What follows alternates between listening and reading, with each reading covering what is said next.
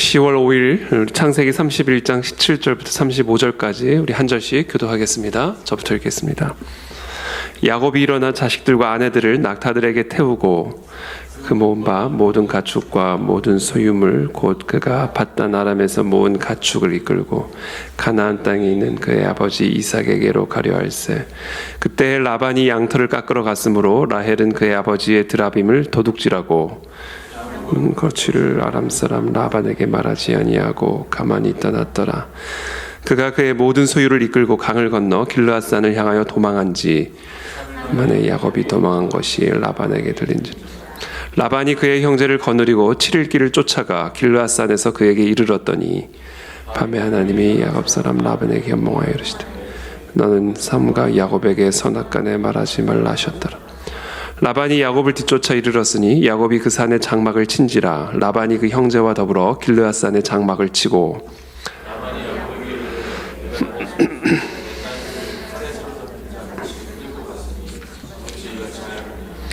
내가 즐거움과 노래와 북과 수금으로 너를 보내겠거늘 어찌하여 네가 나를 속이고 가만히 도망하고 내게 알리지 아니하였으며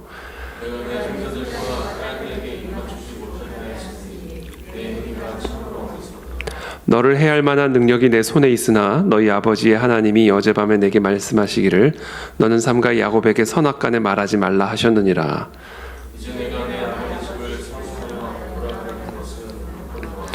어찌 내 신을 도둑질하였느냐.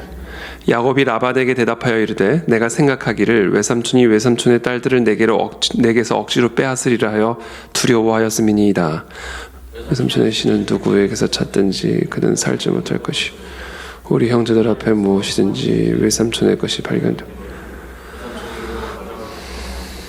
야곱은 라헬이 그것을 도둑질한 줄을 알지 못함이었더라.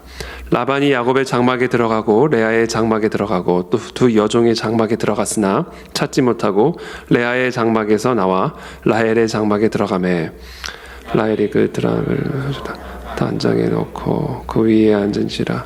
라반이 그 장막에서 찾다가 찾아내지 못. 함께 읽습니다. 라헬이 그의 아버지에게 이르되 마침 생리가 있어 일어나서 영접할 수 없사오니 내 주는 노하지 마소서 하니라. 라반이 그 드라빔을 두루 찾다가 찾아내지 못한지라. 아멘. 네, 오늘 말씀은 계속해서 이어서 이제 야곱이 두 아내 레아와 라헬과 자녀들 그리고 모든 소유물을 가지고 이제 라반의 집에서부터 탈출하는 그런 탈출에 대한 내용이 그 과정이 기록이 되어 있습니다. 야반도주죠. 라반에게 말하지 않고 몰래 모든 재산과 또 아내와 아이들을 챙기고 이제 자신의 집 본토 친척 아비 집으로 본토 친척 아비 집이 아니죠. 이제 이삭의 집, 본인의 고향으로 하나님께서 약속하신 가나안 땅으로 이제 돌아가는 그런 내용이 오늘 기록이 되어 있습니다. 근데 이 돌아가는 이 과정에서 하나님이 간섭을 하고 기입을 하셔서 이 라반의 마음을 하나님께서 이제 다잡으시죠. 야곱에 대한 분노, 복수심 을 가지고 이 야곱의 뒤를 쫓아가는 라반의 꿈에 나타나셔서 너는 삼가 야곱에게 선악간에 말하지 말라, 복수하지 말라, 해하지 말라, 이렇게 하나님께서 경고를 하시죠. 그래서 결국 이 라반은 야곱을 뒤쫓아가 야곱을 만났지만 왜 그렇게 했느냐, 내가 너를 기쁘게 보내지 않았겠느냐, 왜 너는 나에게 알리지 않고 손자들과 딸들에게 입도 맞추지 못하도록 이렇게 하느냐, 네 행위가 참으로 어리석도다 라고 말을 하는 것에서 그칠 뿐이지 아비의 집으로 돌아가는 야곱의 이 모든 상황들을 돌이키지는 않고 그대로 이제 떠나게 이제 허락하는 그런 장면이 기록이 되어 있습니다. 그리고 동시에 또 한 가지, 왜 내 신을 도둑질하였느냐. 30절에 네가 네 아버지의 집을 사모하여 돌아가려는 것은 옳거니와 어찌 내 신을 도둑질하려느냐. 그러면서 자신의 신 드라빔, 이제 집안의 신인 것이죠. 드라빔을 훔쳐간 것에 대해서 이제 따집니다. 근데 그때 야곱이 라반에게 대답하여 이르되 31절에 내가 생각하기를 외삼촌이 외삼촌의 딸들을 내게서 억지로 빼앗으리라 하여 두려워하였음이니이다. 그래서 몰래 도망간 겁니다. 그래서 32절에 외삼촌의 신을 누구에게서 찾든지 그는 살지 못할 것이요 우리 형제들 앞에서 무엇이든지 외삼촌의 것이 발견되거든 외삼촌에게로 가져가소서 하니 야곱은 라헬이 그것을 도둑질한 줄을 알지 못함이었더라. 그러니까 야곱은 라헬이 이 라반의 집안의 신 드라빔을 훔쳐간 것을 알지 못하고 라반에게 누구든지 이 드라빔을 훔쳐간 것이 발견되거든 그를 죽일 것이다 라고 서약을 하는 것이죠. 라반이 이제 야곱의 장막에 들어가고 레아의 장막에 들어갔습니다. 그러나 찾지를 못하게 되죠. 그리고 나서는 라헬의 장막에 들어갔는데 마침 라헬이 그 드라빔을 훔쳐간 장본인이었습니다. 그래서 라헬이 그 드라빔을 가져다가 낙타 안장 아래 놓고 그 위에 앉은 거예요. 그래서 라반은 그 라헬의 장막에서 드라빔을 찾지를 못하게 됩니다. 그래서 오늘 이 장면을 통해서 오늘 우리가 묵상할 수 있는 부분은 무엇이냐면 하나님께서 이 라반의 꿈에 나타나셔서 야곱을 해할 수 있는 권세가 라반에게 있지만 그러나 야곱에게 선악간에 판단하지 말고 그를 해하지 못할 것을 엄중하게 꿈을 통해서 경고하시는 이 장면. 이 장면을 통해서 우리는 무엇을 묵상할 수 있는가? 이 라반의 불의함, 그러니까 지난 20년 동안 야곱을 자신의 집안에서 여러 가지로 속이고 또 고통을 주는 이 라반의 불의함은 야곱을 연단하기 위한 연단의 도구이지 그것이 연단을 넘어서 스스로 파괴의 도구로까지 나아갈 수는 없음을 우리에게 분명하게 보여주는 것이죠. 여러분, 하나님이 우리 삶에 정말 우리를 죽일 것 같은, 우리를 완전히 망하게 할 것 같은, 우리를 완전히 쓰러뜨리게 할 것 같은 그런 무서운 시련, 환난, 고통을 주시기도 하지만 그러나 우리가 그 가운데서도 분명하게 기억해야 할 것은 그 모든 것은 우리를 망하게 하기 위한 것이 아니라 우리를 살리게 하기 위함이요 우리에게 소망을 주기 위한 것이라는 사실을 반드시 기억하셔야 됩니다.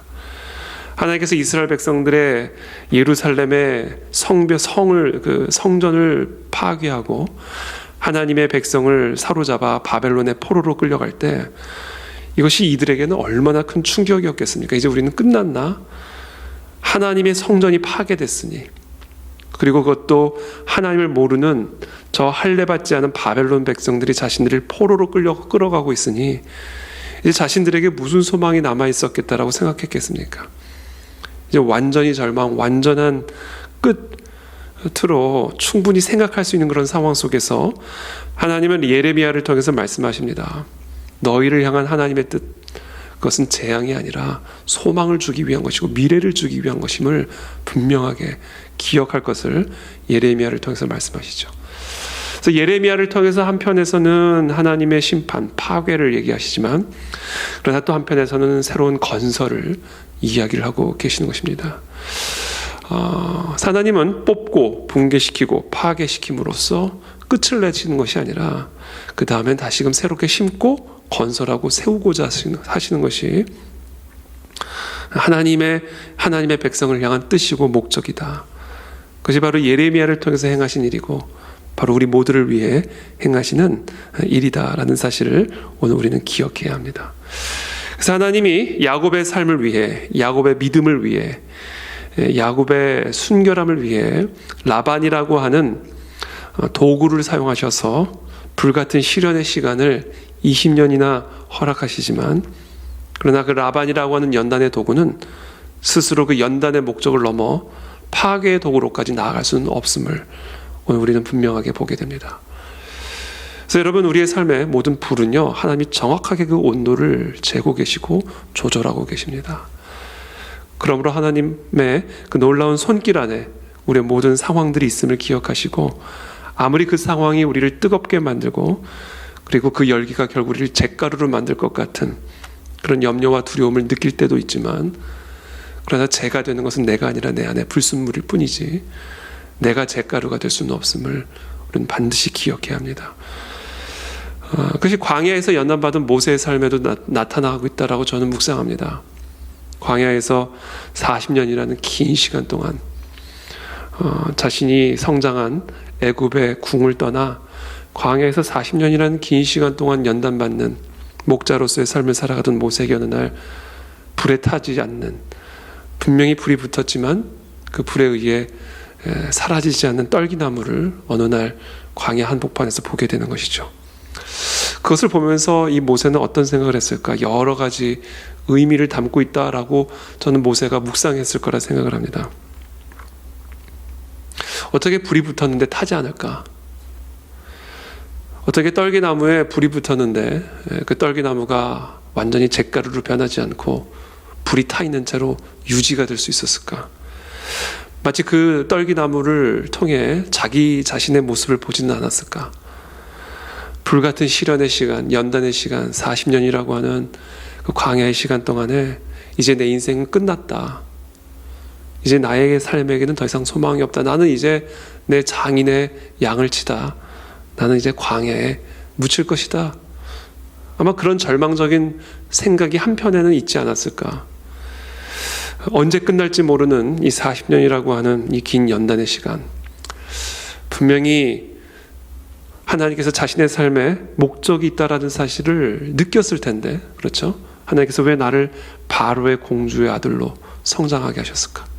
왜 나로 하여금 애굽의 왕실 문화를 정확하게 이해하게 하시고 애굽의 문화를 체득하게 하시고 언제든지 바로에게 가서 바로와 말을 할 수 있는 이런 채널을 하나님은 나에게 왜 허락하셨을까? 그리고는 왜 나에게 이런 광야의 시간, 하나님께서 나에게 40년이라는 그 애굽의 궁전에서 지낸 그 시간의 자원을 하나님이 그렇게 그냥 광야에서 썩게 하실까? 내 동포들, 저 히브리 동포들이 저 애굽의 노예로 살고 있는데 하나님이 나를 그들을 구원하기 위한 도구로 나를 준비시키고 계시는 것은 아닐까라는 마음이 한편에는 있지만, 또 한편으로는 내 인생은 이렇게 그냥 끝나는 거 아닐까? 내 그 한순간의 실수로 말미암아, 그 한순간의 혈기를 참지 못하여 그 한순간에 저지른 그 실수로 말미암아 이제 내 인생은 영원히 이 광야에서 멸절당하는 것은 아닐까? 이런 마음이 이 모세의 마음에 공존하고 있었을 것 같아요. 그러던 어느 날 광야에서 불에 타지 않는, 불에 붙어 있지만 불에 타지 않는 떨기나무를 보면서 저 떨기나무가 나의 모습은 아니냐. 그 불에 붙은 그 떨기나무를 통해서 들려지는 하나님의 음성을 통해 이제 드디어 내가 하나님의 사명을 위해 돌아가야 될 때가 되는구나. 물론 모세는 그것을 거부하죠. 하나님 옆에 내가 어떻게 감히 바로에게 가서 그런 일들을 할 수가 있겠습니까? 그 당시 모세가 어떤 마음, 어떤 생각을 품고 있었는지를 우리는 알 수는 없지만, 모세가 그 떨기나무를 나중에라도 묵상할 때 그 모습이 바로 나의 모습이었다. 연단을 하는 나의 삶, 그러나 나를 태우지는 못했던 그 광야의 시간, 하나님이 그 연단의 과정에서도 나를 지키시고 보호하셔서 결국에는 애굽으로 돌아가 애굽에 포로된 나의 백성들을 구원하는 일에 나를 사용하셨구나. 자신의 삶을 회고하면서 그 불에 붙은 떨기나무를 어떻게 보면 또 새로운 관점으로 묵상할 수 있지 않았을까. 제 나름대로 한번 묵상을 해보았습니다. 그와 같은 것이죠. 도가니에 들어간 금은 금을 태우기 위한 것이 아니라 금 안에 있는 불순물을 태우기 위한 것일 뿐이지, 그 불순물을 태우는 것을 넘어 금을 태우는 것으로까지 나아갈 수가 없습니다. 불에 붙은 떨기나무, 하나님은 때로는 우리에게 우리의 삶에 불을 붙이시지만, 그러나 그렇다고 해서 그 불이 우리를 태울 수는 없는 것이죠. 그 불은 너무나 신비한 불이기에 비록 내 몸에 붙은 불이요 내 삶에 붙은 불이지만 내 삶을 태우는 불이 아니라 내 삶 안에 있는 불순물을 태우는 불이 될 뿐입니다. 우리가 이것을 믿는다면 비록 우리의 삶에 불이 붙어 있을지라도, 내 몸에 불이 붙어 있을지라도, 우리의 가정에, 우리 나라에, 우리의 교회에 불이 붙어 있을지라도 우리는 그 속에서 오히려 하나님을 찬양할 수 있을 것이고 하나님께 진심으로 감사를 드릴 수 있을 것이라 믿습니다. 그래서 우리는 이 모든 시간을 통해서 정금같이 나오게 될 것이고 모세와 같이 또 오늘 야곱처럼 하나님의 나라와 영광을 위해서 정결하고 순결하게 쓰임받는 하나님의 그릇이 될 줄로 믿습니다.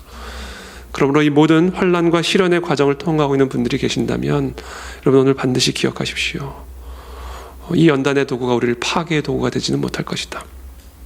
이 연단을 통해 나는 정금과 같은 하나님의 귀한 도구로 준비되어질 것을 믿음으로 하나님께 감사와 찬양과 영광을 돌리는 이 새벽이 되시기를 예수 그리스도의 이름으로 축복합니다. 또 한 가지 묵상할 포인트는 이 드라빔, 라헬이 깔고 앉은 이 드라빔. 이거는 정말 좀 아리송한, 이해하기 어려운 그런 상황입니다. 근데 그것을 우리가 이해하기 어려운 이유는 라헬을 너무 우리가 높이 평가했을 때 왜 도대체 드라빔을 가지고 도망갔을까? 우리가 라헬을 야곱의 아내 그리고 또 요셉의 어머니 이렇게 우리가 높이 생각할 때 라헬이 자신의 아버지의 우상을 가지고 도망간 이 부분이 이해가 안 될 뿐이지 그냥 라헬을 그냥 우상 숭배자로 생각하면 간단합니다. 그러니까 라헬은 오늘 모르겠어요. 이건 뭐 여러 가지 의도를 우리가 생각할 수 있어요. 예를 들면 드라빔은 당시 그 집안의 우상이기 때문에 단순히 집안의 우상일 뿐만 아니라 재산 상속권을 의미하는 그런 도구이기도 했습니다. 그러니까 야곱의 재산을 원해서, 야곱의 라반의 재산을 원해서 혹시라도 자신들이 이렇게 가지고 가는 이런 모든 재산에 대해서 자신의 아버지가 소유권을 주장할까 그것이 두려워 드라빔을 가지고 훔쳐갔다라고도 볼 수도 있고, 아니면 우리 아버지가 계속해서 이 드라빔을 섬기는 게 너무 못마땅해서 다시는 이 집안의 드라빔을 섬기지 못하도록 드라빔을 훔쳐갔다라고도 볼 수도 있고, 그건 뭐 여러 가지 해석이 사실은 가능하죠. 그러나 그냥 상식적으로 생각했을 때 라헬은 그 집안의 그 우상 숭배의 그 습관을 버리지 못했던 것으로 보는 것이 제일 저는 합리적인 묵상이라고 생각합니다. 평생을 이 드라빔의 보호 아래서, 드라빔의 축복 아래서 성장해 온 그런 믿음을 가지고 있었던 라헬이 정말 갈 바를 알지 못하고 떠는 첫 인생의 모험 속에서 이 드라빔을 훔쳐가고자 했던 것은 어떻게 보면 이 라헬의 이런 우상 숭배적인 습성을 가지고 약속의 땅으로 들어가려고 했던 어떤 그런 모습을 우리들에게 보여주고 있다라고 묵상하는 것이 합리적인 묵상이지 않을까 그런 생각을 합니다. 근데 그걸 자기도 모르게 깔고 앉아버린 거예요. 그것도 생리 중에. 이거는 이제 더 이상 자기도 모르게 이 우상을 짓밟아 버린 거예요, 자기가.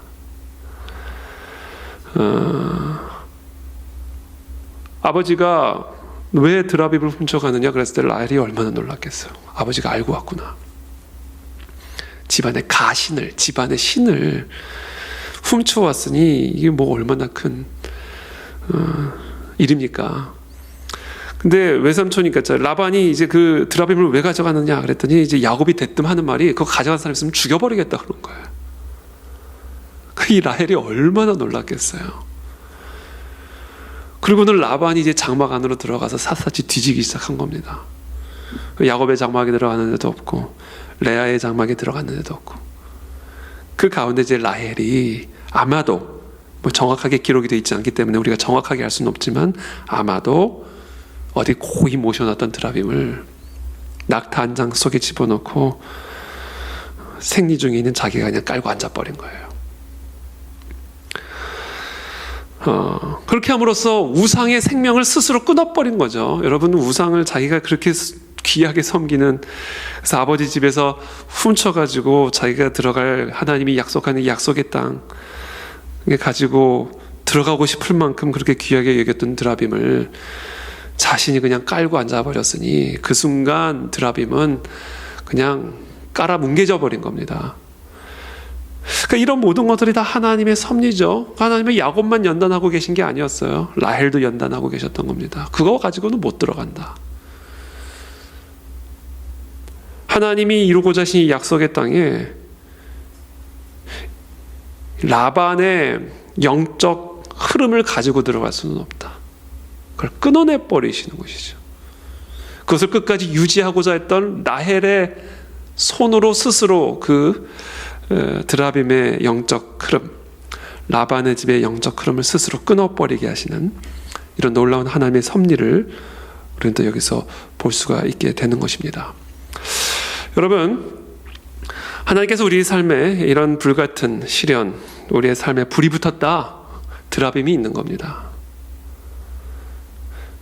우리가 지금 감추고 있고 우리가 깔고 앉아있는 드라빔이 있는 것이죠. 그래서 불이 붙은 겁니다. 그 드라빔을 드러내어서 하나님의 그 드라빔을 내놓기 전까지 그 불은 꺼지지 않는 불이 될 것입니다. 드라빔을 가지고 하나님의 약속의 땅에 들어갈 수 없습니다. 드라빔을 가지고 하나님의 약속의 성취로 들어갈 수가 없습니다. 드라빔을 가지고 하나님의 치유, 하나님의 능력, 하나님의 권능을 우리는 얻을 수 없습니다. 아간은 죽여야 아이성을 차지할 수가 있게 되는 것이죠. 하나님이 우리의 삶에 이와 같은 불같은 연단과 시련의 시간들을 불붙이셨다면 그것은 바로 우리의 삶 안에 드라빔이 감추어져 있음을 가르쳐 주시는 사인인 것이고, 우리는 그 드라빔이 무엇인지를 가르쳐 주시기를 성령 하나님께 구하셔야 됩니다. 불은 태우는 역할을 하기도 하지만 밝혀주는 역할을 하기도 하는 것이죠.